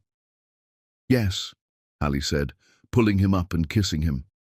Yes, yes, yes. They held each other on the balcony, crying happy tears for the first time in their entire relationship. Everything else had been tears of pain or grief or relief, but these were pure joy. I'll get you a ring, Alex promised, Something perfect. I don't need a ring, Hallie interrupted. I just need you, showing up every day, being present, loving our daughter. That's all I've ever needed. They went inside and lay down in their bed, shared fully now without reservation. And for the first time, they made love, healing the last of the wounds between them with tenderness and passion and tears. Afterward, wrapped in each other's arms, Hallie whispered, "We're really going to make it, aren't we?" "We already have," Alex replied, kissing her forehead. "Everything else is just happiness." In the other room, Poet slept peacefully, completely unaware that her parents had just promised each other forever. But she'd know soon enough. She'd grow up seeing what real love looked like, the kind that survived being broken and came back stronger. Chapter 10. The Reunion Written in Tears. 6 months later, on a crisp autumn morning, Alex woke to Poet jumping on the bed with more energy than any human should possess before sunrise. Wake up, it's adoption day," she shrieked, her curls bouncing wildly. Beside him, Hallie groaned and buried her face in his chest. "It's too early for this much enthusiasm." "Never," Alex said, kissing her forehead before scooping Poet into his arms. "Today is the biggest day ever, right, baby girl?" "The biggest," Poet agreed, wrapping her arms around his neck. "After today, we'll all have the same last name and be a real forever family." "We're already a forever family," Hallie said, sitting up and pulling them both close. "But yes, today makes it official." The courthouse was quiet when they arrived, just them and their lawyer. Poet wore her favorite purple dress with sparkly shoes that lit up when she walked. She'd insisted on carrying a small bouquet of flowers because it's a special day and special days need flowers. The judge was a kind-faced woman who smiled warmly when they entered. "Dr. Morn, Dr. Benson, and this must be Poet." "That's me," Poet said proudly. "Well, Poet, do you know why we're here today?" the judge asked gently. "Yes, ma'am. My daddy is adopting me, so I can be Poet Morn, and we can all match." The judge's smile widened. "That's exactly right. Now I've reviewed all the paperwork, and I just have a few questions. Dr. Morn, do you understand that adoption is a permanent commitment? That you're accepting all the responsibilities and joys of being Poet's legal father?" "I do," Alex said, his voice thick with emotion. "There's nothing I want more than to be her father in every possible way." "And Poet," the judge turned to her, "do you want Dr. Morn to be your daddy officially? You can say no if you want to." Poet looked confused. "Why would I say no? He's already my daddy. He reads me stories and makes my breakfast and helps me with my homework and hugs me when I'm sad. This just makes it official, right?" "That's right, sweetheart. Then yes, I want him to be my official daddy forever and ever." The judge looked down at her papers, and Alex could swear her eyes were a little damp.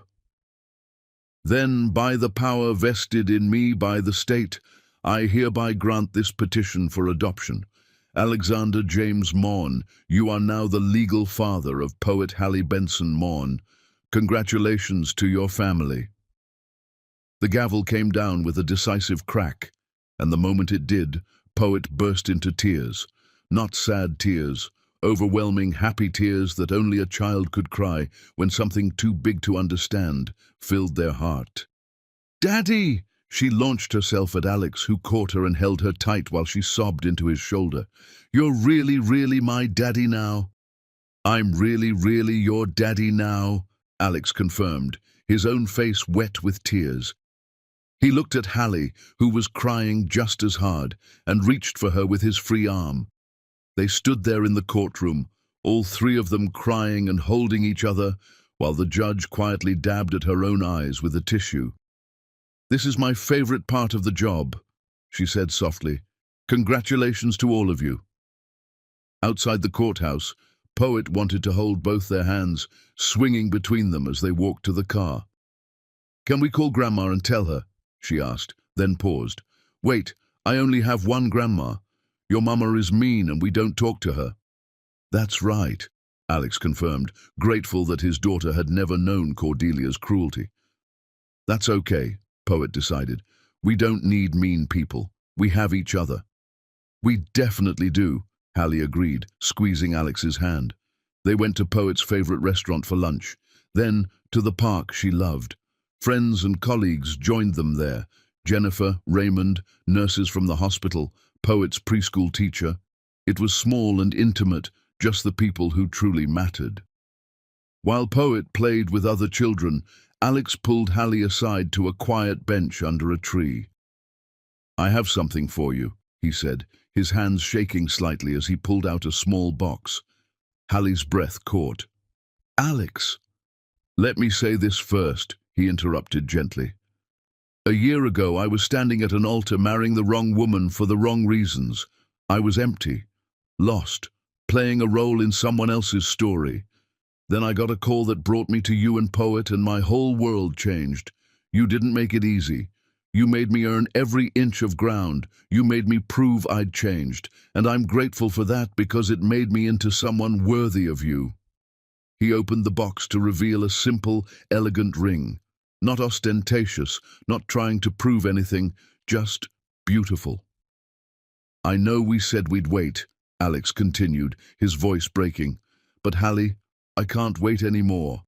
I don't want to waste another day not being married to you. Not making it official that you're the only person I want beside me for the rest of my life. So I'm asking now, in front of our daughter and our friends, will you marry me? Will you let me spend forever trying to deserve the second chance you gave me? Hallie was crying so hard she couldn't speak. She just nodded, her hands covering her mouth. Is that a yes? Alex pressed, hope and fear mixing in his chest. Yes, Hallie choked out. Yes, you idiot. Yes, I'll marry you. Alex slid the ring onto her finger and kissed her while their friends cheered and Poet came running over, demanding to know what was happening.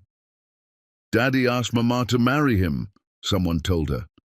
Poet's eyes went wide. We're getting married. Are we having a wedding? We are, Hallie confirmed, pulling their daughter close. Can I be the flower girl?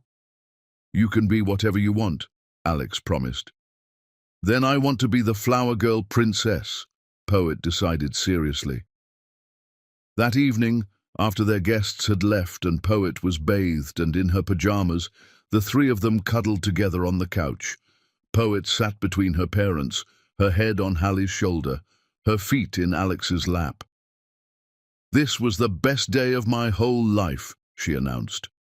Mine too, Alex agreed. Mine three, Hallie said, making Poet giggle at the grammar. As the evening grew darker, Poet fell asleep between them, worn out from the emotional day. Alex and Hallie sat in comfortable silence, neither wanting to move and disturb their daughter. Do you remember the journal? Hallie asked quietly. The one I kept when I was pregnant? Every word, Alex admitted. I've read it so many times I have parts memorized. There's one entry I never let you see. I tore it out because it hurt too much to keep. Hallie's voice was barely a whisper. I wrote it the day Poet was born. I was holding her, and she was so perfect, and I wrote, I forgive him. Wherever he is, whatever he's doing, I forgive him because he gave me this, and I hope someday she knows how much I wished he was here. Alex's vision blurred with tears. You forgave me even then? Part of me did. The part that loved you more than it hated you. Hallie looked at him over Poet's sleeping head. I'm glad we found our way back, Alex. I'm glad you fought for us. I'm glad I was brave enough to let you. Me too, Alex whispered. They carried Poet to her bed together, tucking her in with her favorite stuffed rabbit. Then they returned to their own bedroom and held each other in the darkness. I love you, Hallie said. I'll never get tired of saying it. I love you too, Alex replied. Thank you for saving me. You saved yourself, Hallie corrected. I just gave you a reason to." They made love slowly, tenderly, sealing promises made in courtrooms and parks and quiet bedrooms. And afterward, wrapped in each other's arms, they finally let themselves believe in forever. The next morning, Alex woke first. He slipped out of bed and walked through their apartment, taking inventory of his life. Poet's drawings on the refrigerator, Hallie's medical journals stacked on the coffee table, his daughter's shoes by the door, too small to believe she was growing so fast.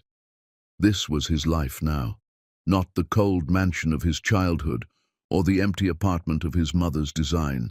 This messy, beautiful, real home, filled with love and laughter, and the occasional tantrum from a strong-willed little girl who had both her parents wrapped around her finger. He thought about Cordelia, alone in her mansion with her money and her power, and absolutely no one who loved her. She'd destroyed so many people in her pursuit of control, but in the end, what had it gotten her? Nothing but silence and regret. The best revenge really was living well. "Daddy?" Poet appeared in the doorway, rubbing her eyes. "Why are you awake?" "Just thinking," Alex said, scooping her up, "about how lucky I am." "Because you have me and Mama?" "Exactly because of that." Poet hugged him tight. "We're lucky too. We have you." And that, Alex thought as he carried his daughter to the kitchen to start breakfast, was the truest thing anyone had ever said to him. They were a family built on ashes and forgiveness, on earned trust and hard-won love. They weren't perfect. They'd stumbled and fallen and hurt each other. But they'd gotten back up, brushed themselves off, and chosen each other again. When Hallie joined them in the kitchen, her hair messy from sleep, wearing one of his old t-shirts, Alex knew he'd finally found what his mother's money and status could never buy. He'd found home. The end.